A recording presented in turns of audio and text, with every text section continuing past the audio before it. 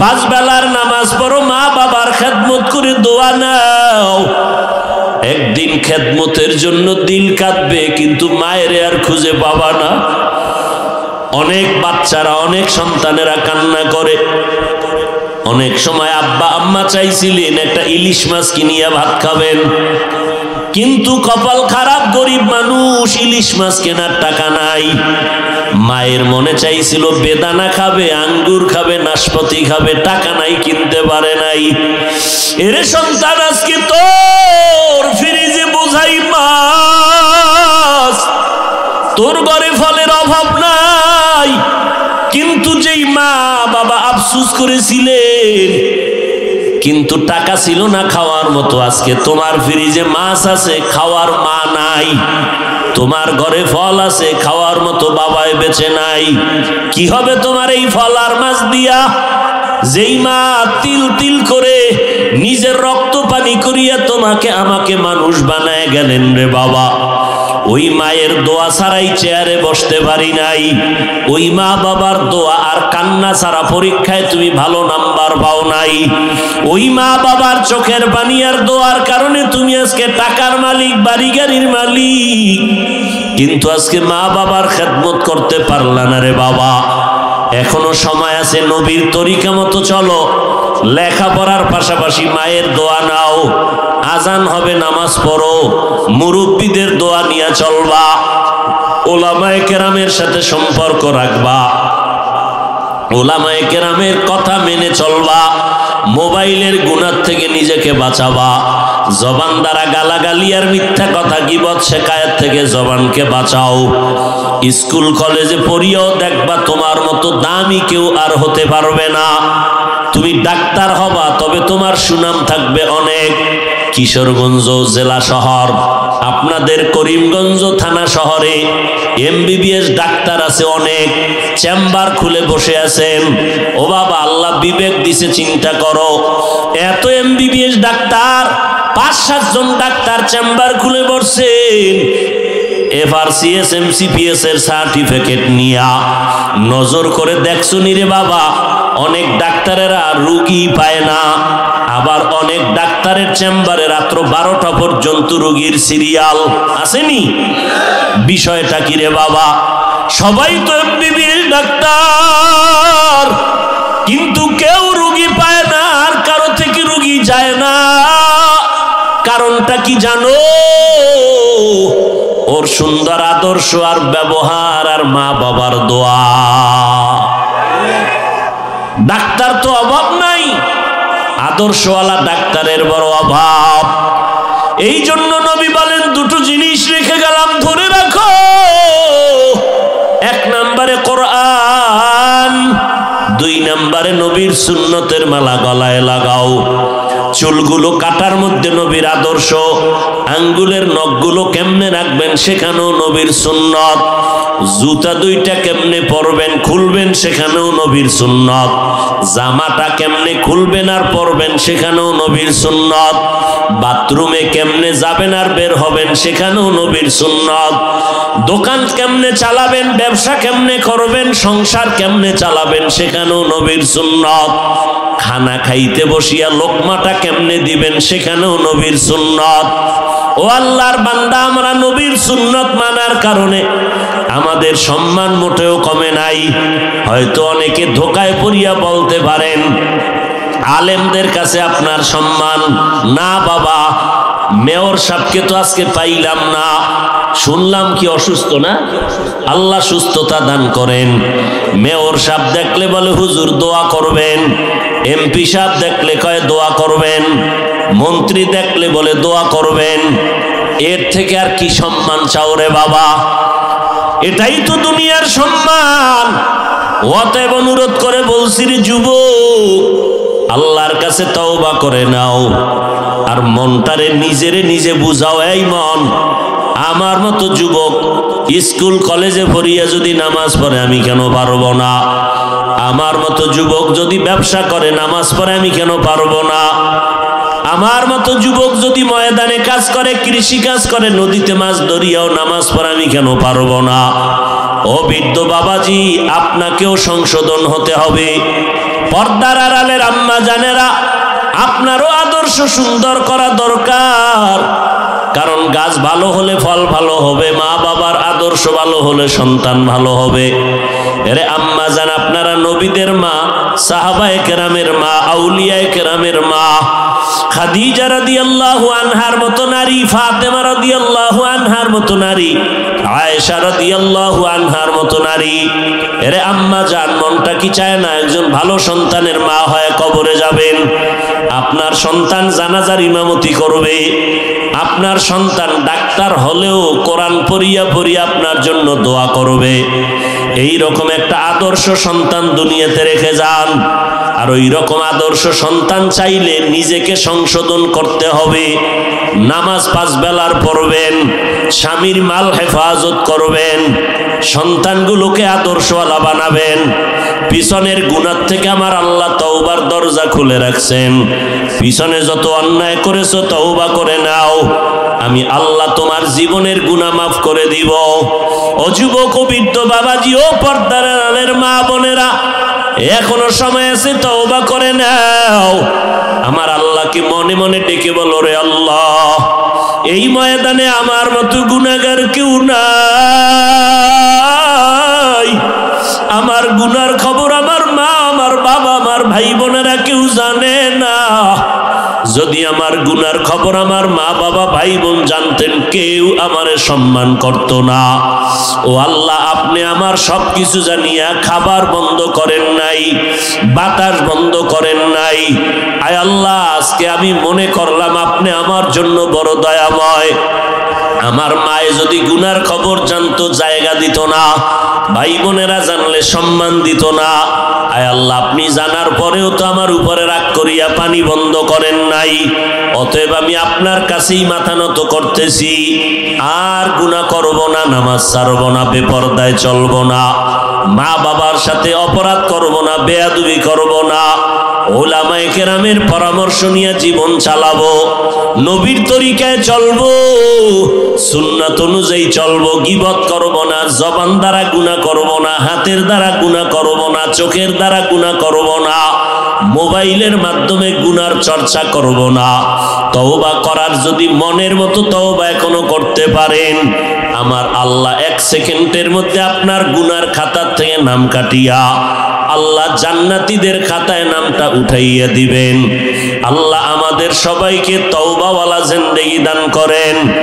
আমাদের তওবার উপরে মজবুত হইয়া মরণ পর্যন্ত চলার তৌফিক দান করেন।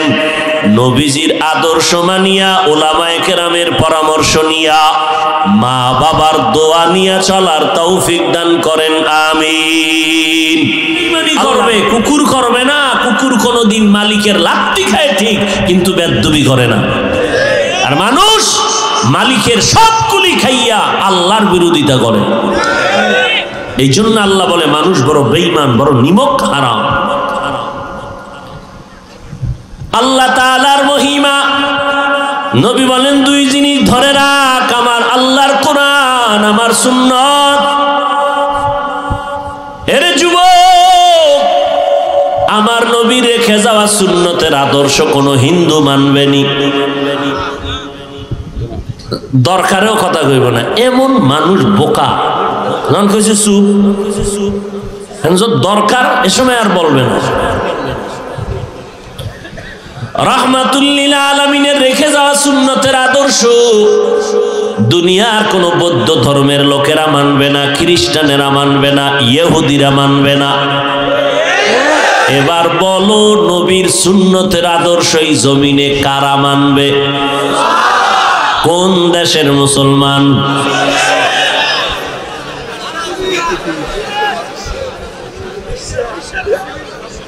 সারা দুনিয়ার মুসলমান। তবে কিশোরগঞ্জ, করিমগঞ্জের মুসলমান বাদ। আপনাদেরও লাগবে? তাহলে চুলগুলো কাইটা ইন্দুর আর বান্দর আর ভাল্লুকের মতো কেন হইলা? তোমার লজ্জা গেল কই?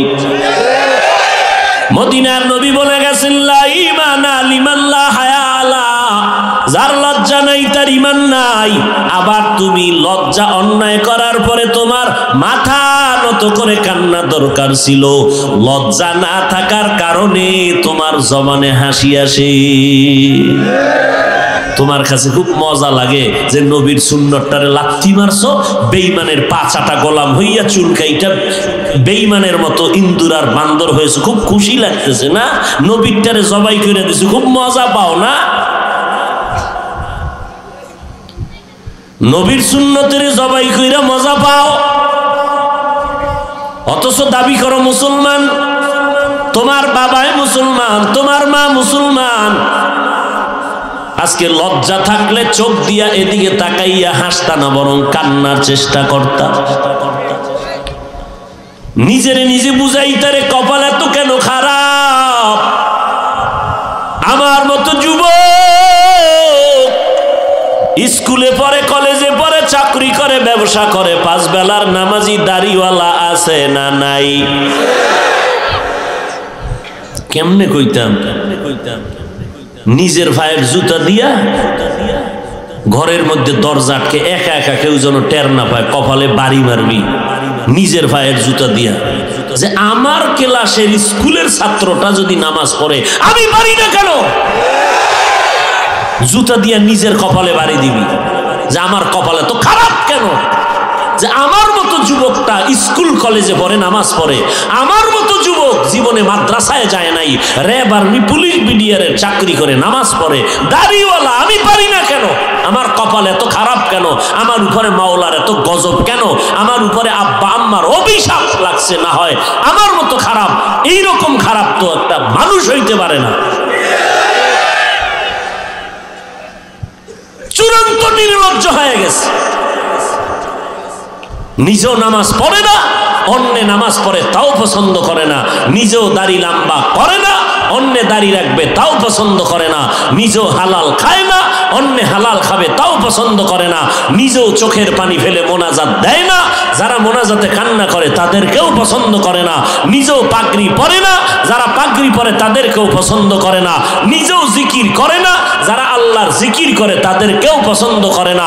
নিজেও হালাল খায় না, পর্দা করে না, যারা পর্দা করে তাদেরকেও পছন্দ করে না।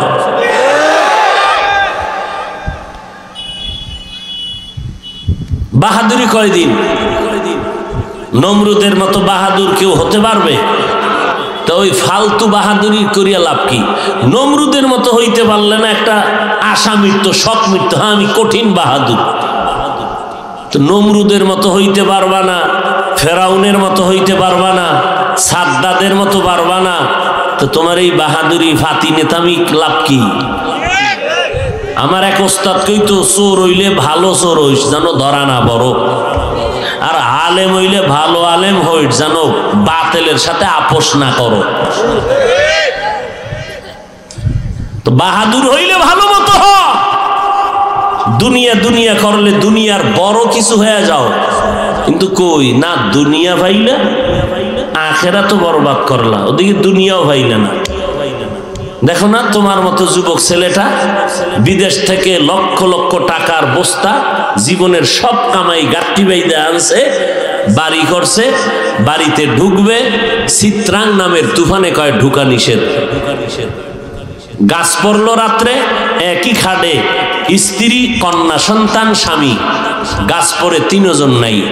2 দিন পরে বিল্ডিং এ ঢুকবে, মানুষ কান্দে, মাওলার কুদরত, জীবনের সব কামাই বিল্ডিং এ, কিন্তু ঢুকতে দিল না আমার আল্লাহ। ওই তুফানে, চিত্রাং নামের তুফানের রাত, না কন্যা বাঁচলো, না বউ বাঁচলো, না যুবক ছেলেটা বাঁচলো, 3 জন শেষ। তুমি আজকে এখানে বয়ান শুনতেছো, কালকে ঠিক এমন টাইমে হতে পারো তুমি হসপিটালের রোগী। কিসের বাহাদুরি করো?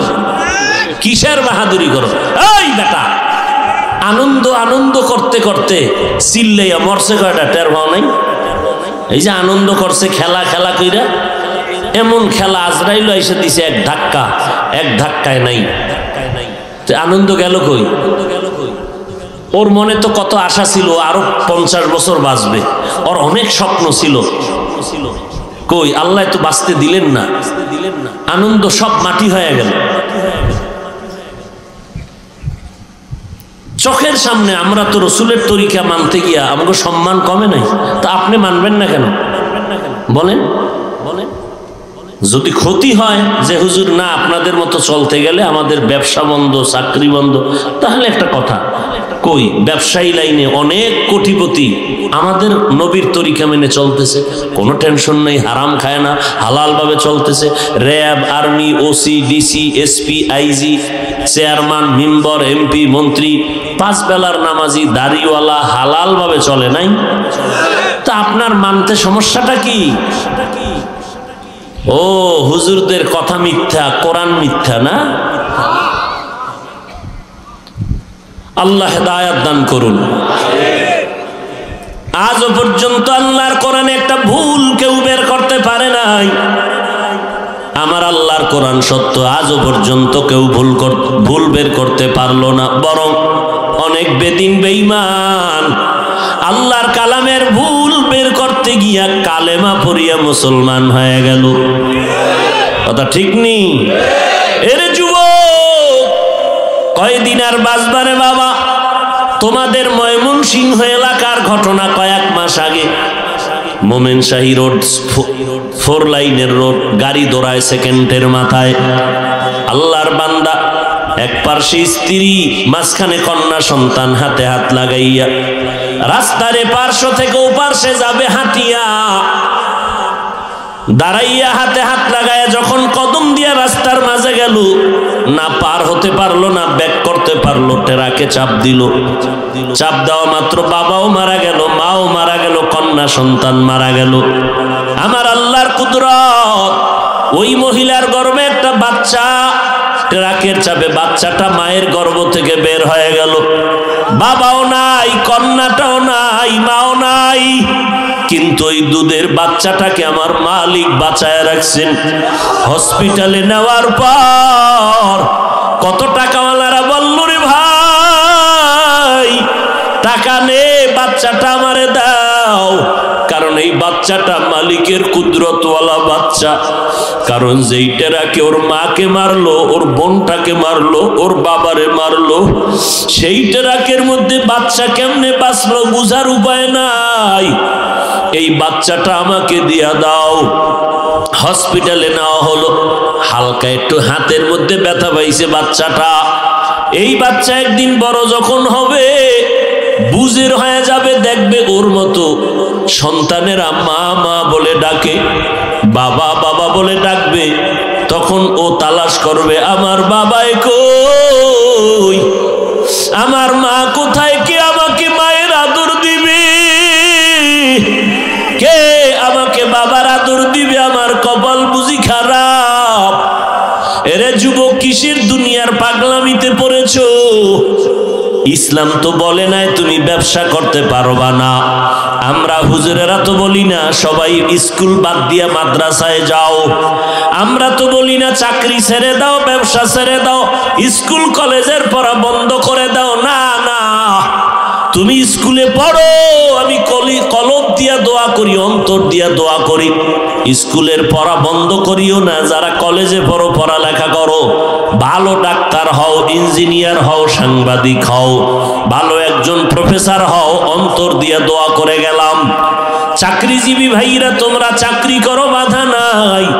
যারা ব্যবসা করো করো, ওই লাইনটা ছাড়বা না। তবে দাবি শুধু এতটুকু, আমার নবীর সুন্নতের আদর্শের মালা গলায় লাগাও।